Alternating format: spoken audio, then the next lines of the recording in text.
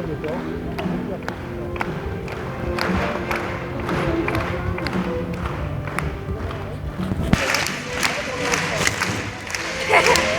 ti spadlo?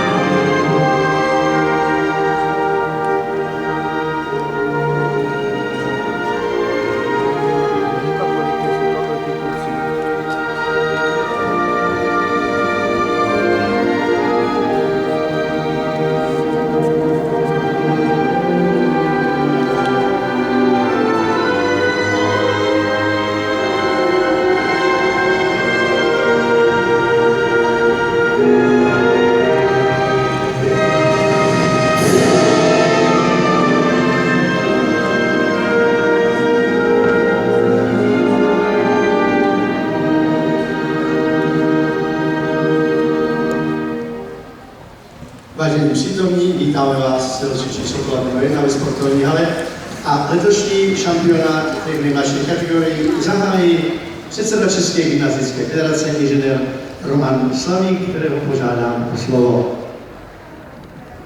Já přeji všem příjemné nedělní dopoledne, dovoluji si vás jménem České gymnastické federace a pořadatelského klubu TS Brno 1 přivítat na letošní mistrovství České republiky ve sportovní gymnastice mužů, v této chvíli kategorie mladších žáků. Kluci, já vám přeju, aby se vám dařilo, abyste předvedli to nejlepší, v podstatě vše, co se vám podařilo během roku natrénovat, aby se vám opravdu zadařilo, aby vše proběhlo bez zranění a v pohodě. Rozhodčím přeju pohodové rozhodování, aby nám v tomhle počasí vydrželi až do pozdního večera svěží. A vám samozřejmě v hledišti příjemný a hezký sportovní zážitek. Tímto považuji letošní mistrovství České republiky ve sportovní gymnastice kategorie mladší žáci za zahájené. Děkuji.